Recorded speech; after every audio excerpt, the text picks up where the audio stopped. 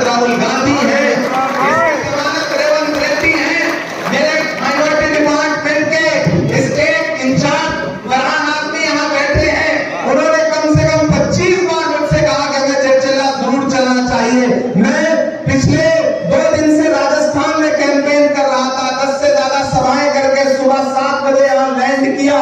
पिछली 4 रातों में सोया नहीं हूँ, और आज जब हेलीकॉप्टर का प्रोग्राम कैंसिल हुआ तो लोगों को लगा कि मैं नहीं जाऊंगा। तब मैंने कहा कि नहीं यार, अनिरुद्ध नौजवान साथी है, मैं पार्लियामेंट में अकेलों के लिए लड़ता हूं, मैं चाहता हूं असेंबली में लड़ने के लिए अनिरुद्ध पार्लियामेंट में पहुंचे, असेंबली में पहुंचे। तो मुझे पूरा यकीन है कि यहाँ की असेंबली में आप मेरी माँ बहनों 30 नवंबर को अपने घर से बाहर निकलिए, एक बात अहद कर लीजिए, आपसे तो छोटी छोटी शिकायतें भी कर रहा हूँ। पहले जानते हैं क्या, आप सुबह जब चाय की दुकान पर बैठते हैं तो हुकूमत बना देते हैं और बिगाड़ देते हैं चाय पीते पीते। शाम को बिरयानी खा रहे होते हैं तो चीफ मिनिस्टर पलट देते हैं, प्राइम मिनिस्टर भी पलट देते हैं। पलटना नहीं है, वोट देने जाना होता है, उस दिन आपको लगता है कि कौन जाए लाइन में लगने के लिए। नहीं, अपने एक एक वोट की अहमियत समझिए, घर से बाहर निकलिए। 30 नवंबर को मेरी माँ बहनों आप अहद कर लेना कि घर में तब तक चाय नहीं बनेगी जब तक वोट देकर के वापस नहीं आ जाएंगे। जाइए, बड़ी तादाद में वोट करिए। पहले नंबर पर पहले से ही इनका हाथ के पंजे का निशान वाला बटन है, खुदा ने पहले ही निजाम सही कर दिया है, पहले नंबर पे ईवीएम में ही रख दिया है, तो काउंटिंग के बाद तो पहले नंबर पे रहना ही रहना है। 30 को घर से बाहर निकलिए, अनिरुद्ध को वोट दीजिए। हाथ के पंजे के सामने दबाया गया एक एक बटन सिर्फ अनिरुद्ध को, उसका वोट नहीं जाएगा, राहुल गांधी को जाएगा, प्रियंका गांधी को जाएगा, इमरान प्रताप को जाएगा, अपने घरों से बाहर निकलिए। मल्लिकार्जुन खड़गे साहब को ताकत मिलेगी, तेलंगाना में सरकार बनाएंगे, आप तेलंगाना जिता के दीजिए, हम आपको 2024 में दिल्ली जिता के देंगे। फिर आपके बीच में आएंगे इंशाल्लाह। पहले जिताइए, फिर शुक्रिया अदा करने के लिए आपके बीच में एक बार फिर आऊंगा। शुक्रिया, बहुत मोहब्बतें। हम अतिशय सोजा में भी हक बात कहेंगे, कुंदन की तरह जहर में काबिल न रहेंगे। तारीफ बताते हैं कि हम दौरे सितम में हम जिंदा थे, हम जिंदा हैं, हम जिंदा रहेंगे। मेरे साथ नारा लगाइए, एक नारा जो इस वक्त पूरे हिंदुस्तान में सबसे ज्यादा गूंज रहा है, जानते हैं क्या है? Bye bye KCR, bye bye KCR. मैं बाय बाय करूंगा, आप उनका नाम लीजिएगा। Bye bye KCR, bye bye KCR. हाथ भी हिलाइए ताकि उनको दिखाई भी पड़े। Bye bye KCR, bye bye KCR, bye bye KCR, bye bye KCR, bye bye KCR, bye bye KCR, bye bye KCR. बहुत शुक्रिया, बहुत मोहब्बत।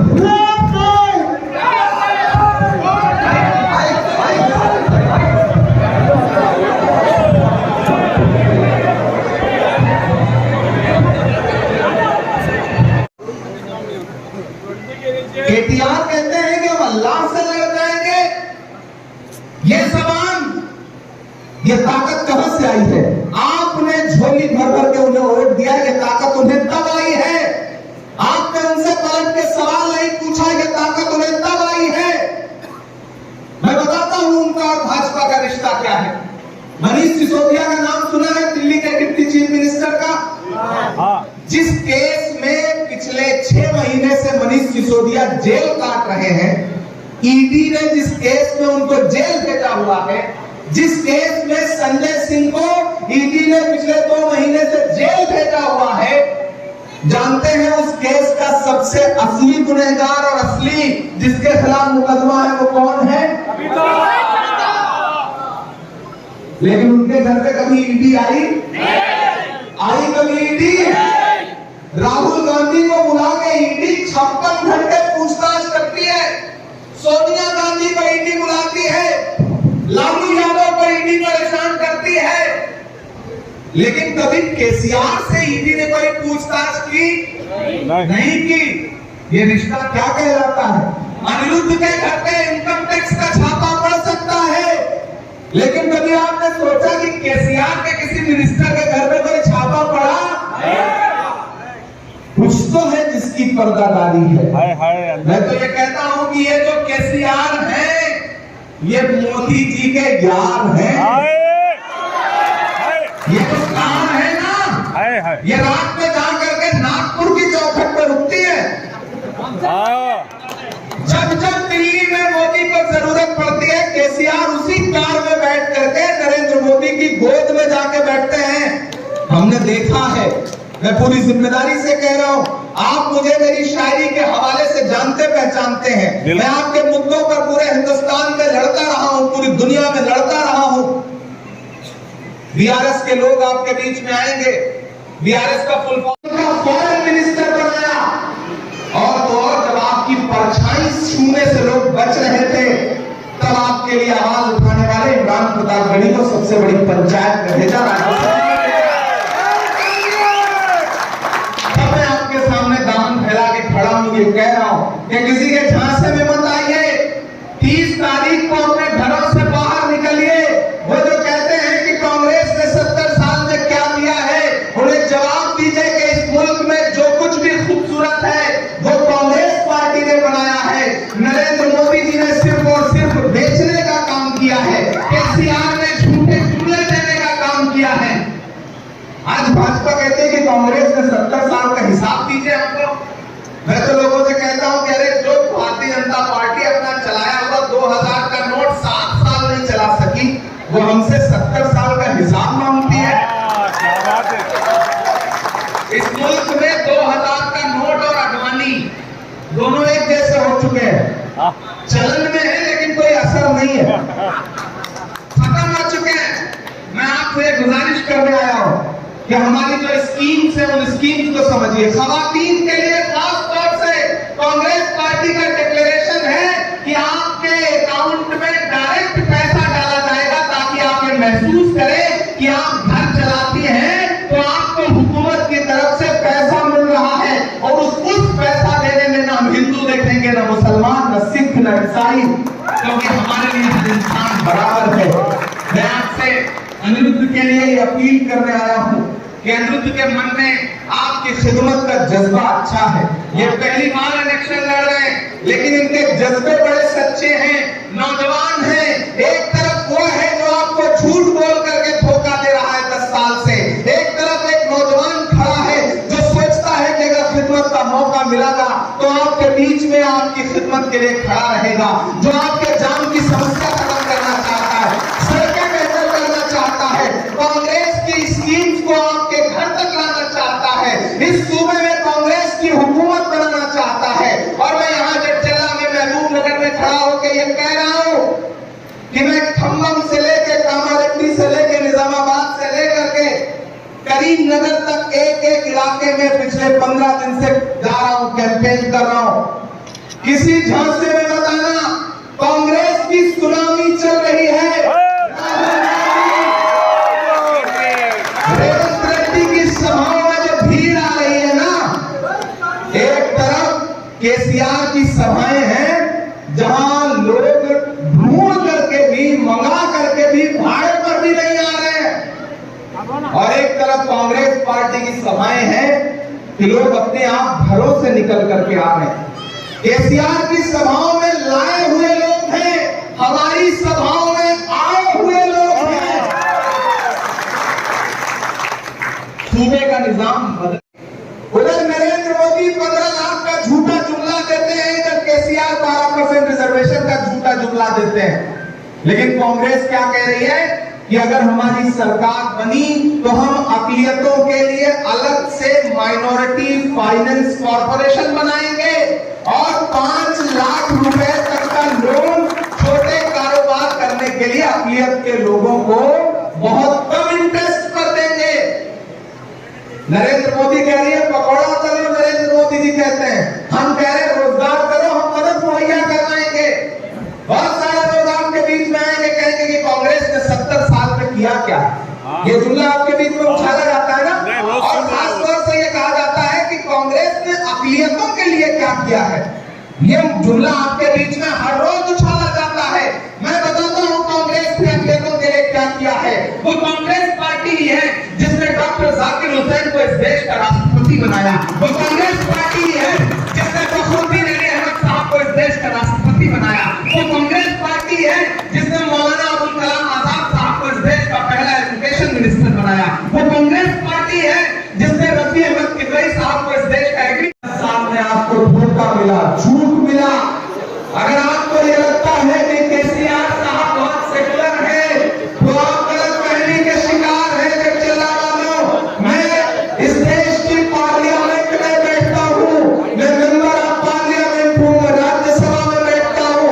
मैंने वहां बैठ के देखा है कि जब भी केसीआर साहब भारतीय जनता पार्टी से भारतीय जनता पार्टी को, नरेंद्र मोदी को कोई भी जरूरत होती है तो टीआरएस पार्टी पूरी की पूरी जा करके नरेंद्र मोदी की गोद में बैठ जाती है। ये बात मैं सिर्फ इल्जाम लगाने के लिए नहीं कह रहा हूं। इसी तेलंगाना में आकर के नरेंद्र मोदी ने अपने भाषण में कहा कि केसीआर आए थे मेरे पास, अपने बेटे को चीफ मिनिस्टर बनाने के लिए मुझसे गुजारिश कर रहे थे कि मेरी मदद करिए। कौन कह रहा है? प्राइम मिनिस्टर नरेंद्र मोदी ने आकर के तेलंगाना में यह बात कही। तो मेरे भाइयों, मैं आपसे गुजारिश करने आया हूं, मेरी बहनों, कि कांग्रेस पार्टी इस देश को, इस देश के जमहूरी निजाम को, इस देश के आईन को बचाने की लड़ाई लड़ रही है। ये लड़ाई सिर्फ सरकार बनाने और बिगाड़ने की नहीं है। एक तरफ दिल्ली में वो ताकतें खड़ी हैं जो ये सोचती है कि मुल्क नाथूराम गोडसे की विचारधारा से चलेगा। दूसरी तरफ वो ताकत खड़ी है जो ये कहती है कि ये मुल्क महात्मा गांधी के उसूलों से चलेगा, ये मुल्क मौलाना अबुल कलाम आजाद के उसूलों से चलेगा, ये मुल्क पंडित जवाहरलाल नेहरू के उसूलों से चलेगा। हम उनके नुमाइंदे के तौर पर यहाँ आपसे खड़े हैं। बाहर बारिश हो रही है, अंदर आप इस हॉल में बैठे हुए हैं। मैं आपसे संजीदा गुफ्तगू करना चाहता हूँ। यहाँ हमारा भाई अन्नत रेड्डी खड़ा है आपके बीच में कांग्रेस का कैंडिडेट बनके। मैं उसके लिए आपके सामने दामन फैलाने आया हूँ। यहाँ पर तमाम महबूब नगर के गज्जला के जो हमारे कांग्रेस के साथी बैठे हैं, मैं उनकी मौजूदगी को सलाम करता हूँ। फहरिस्त बहुत तवील है, एक एक करके नाम लूंगा तो अच्छा खासा वक्त गुजर जाएगा। आप 12 बजे से पहले से इंतजार कर रहे हैं। मैं तो आपसे ये कहने आया हूँ और खास तौर से अपनी माओ बहनों से अपना दामन फैला के ये कहने आया हूँ कि ये इलेक्शन सिर्फ एमएलए चुनने का नहीं है। ये इलेक्शन सिर्फ एमएलए चुनने का इलेक्शन नहीं है। 4 सूबों में इलेक्शन हो रहे हैं, 5 में हो रहे हैं। 4 जो अहम सूबे हैं वो है मध्य प्रदेश, छत्तीसगढ़, तेलंगाना और राजस्थान। मैं रात में राजस्थान था, जयपुर में, सुबह यहाँ पहुंचा हूं, तब आपके बीच में आया हूं। मध्य प्रदेश होकर के आया हूं, छत्तीसगढ़ होकर आया हूं। छत्तीसगढ़ में और मध्य प्रदेश में इलेक्शन हो चुका है 17 तारीख को, और पूरी जिम्मेदारी से कह रहा हूं कि दोनों सूबों में क्लियर कट मेजॉरिटी के साथ कांग्रेस पार्टी की हुकूमत है।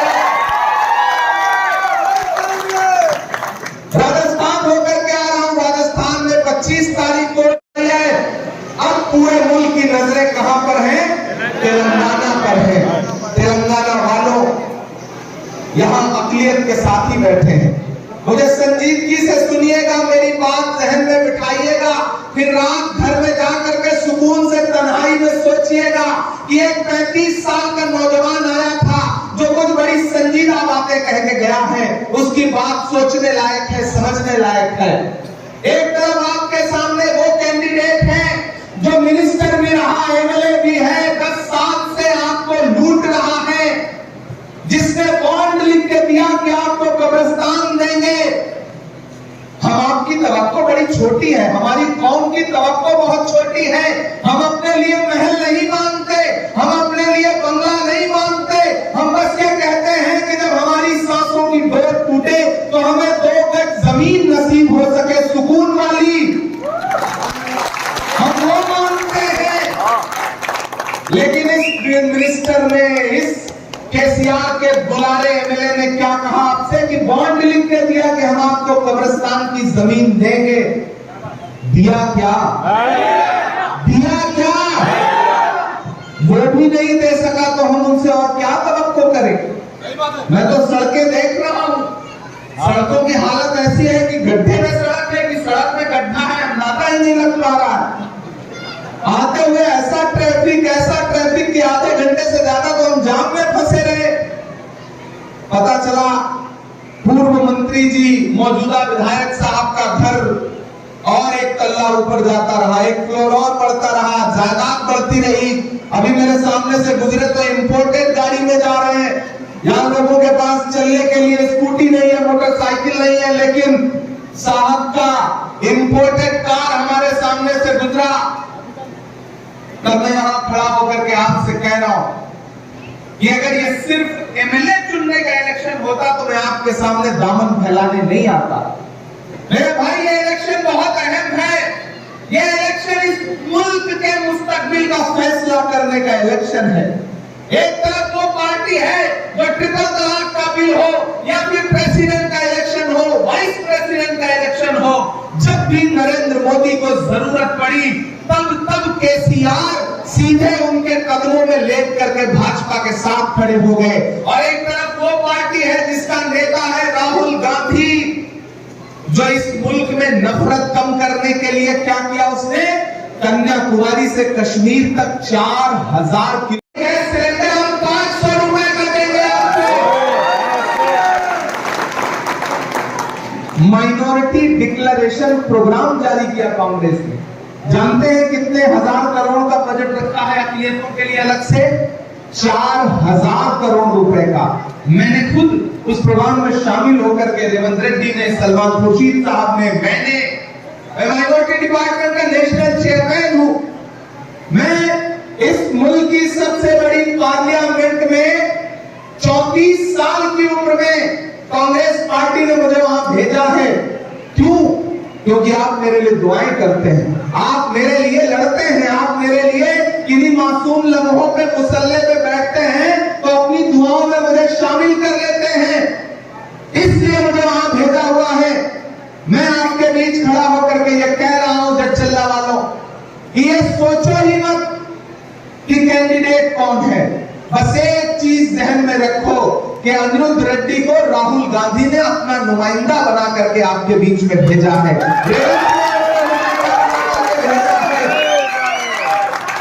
ये लड़ाई बहुत अहम है।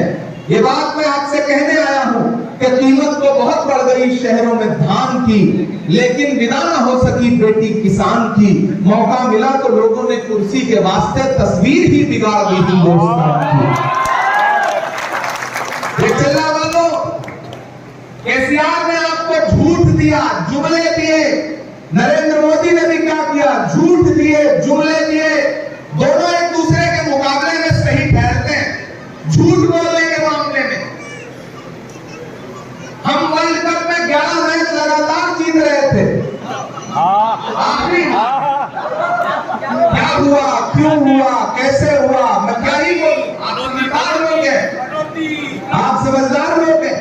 यही आपके यहाँ की हालत है साहब कि ये आपको रिजर्वेशन देने का दावा करते हैं, शादी मुबारक की बात करते हैं, डबल बेडरूम की बात करते हैं। तेल बिक गया, बिका हवाई अड्डा, रेल बिक गई, तेल बिक गया, बिका हवाई अड्डा, सब कुछ बिकता देख के खुश है अपने जेपी नड्डा।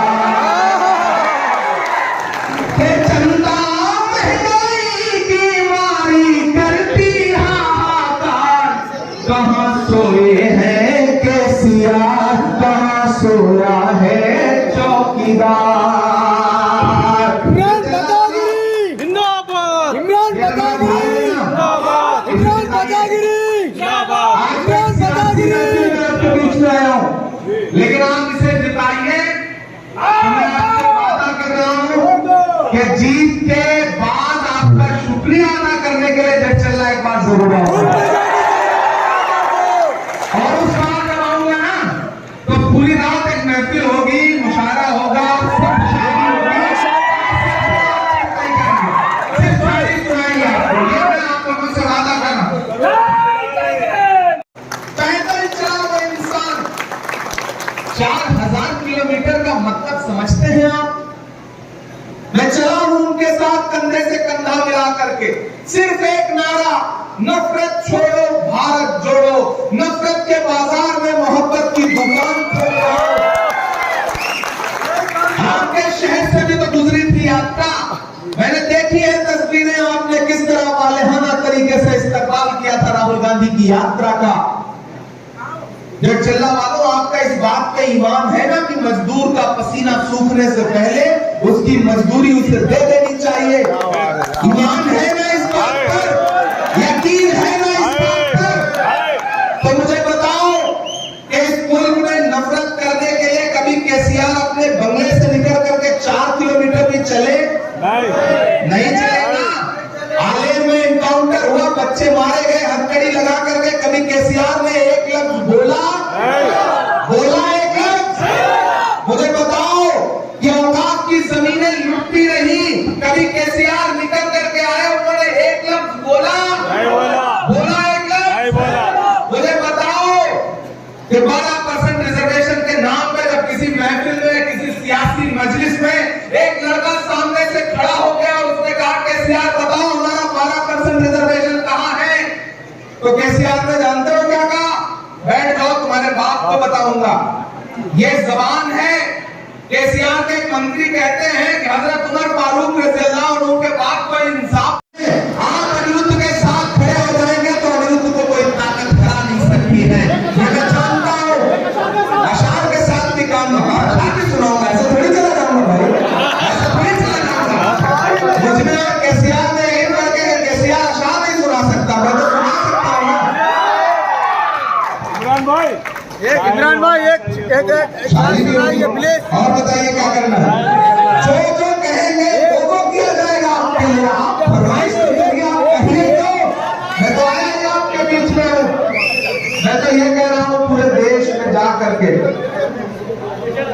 आप लोग अच्छा सारे लोग खड़े हो गए, चलिए अच्छी बात है, ये भी अच्छी बात है। एक अशार सुनाइए। कहाँ सोया है चौकीदार, कहाँ सोए हैं केसीआर? दोनों एक दूसरे के रिश्तेदार हैं कि कहाँ सोए हैं केसीआर, कहाँ सोया है चौकीदार? गैस सिलेंडर की कीमत भी 1000 के पार, कहाँ सोया है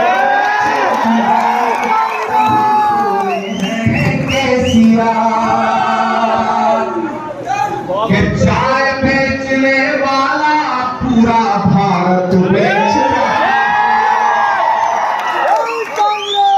वैसे पार्लियामेंट में बैठे थे लोग, सामने नरेंद्र मोदी जी खड़े थे, प्राइम मिनिस्टर साहब आज के उधर। उन्होंने कहा बताओ कांग्रेस को तुमने 70 साल में क्या बताया? तो खड़गे जी हमारे आगे बैठे थे, पलट के बोले इमरान मत बताना, जो बताओगे उसको भी बेच देंगे, इनका काम सिर्फ बेचने का है। मैं इससे पढ़ता हूँ कि कहाँ सोए हैं केसीआर, कहाँ सोया है चौकीदार? पेट्रोल डीजल की कीमत रही सैकड़ा, कहाँ सोया है चौकीदार, कहाँ सोए हैं केसीआर? केसीआर चौकीदार है आपस में रिश्तेदार, कहाँ सोया है चौकीदार? चाय बेच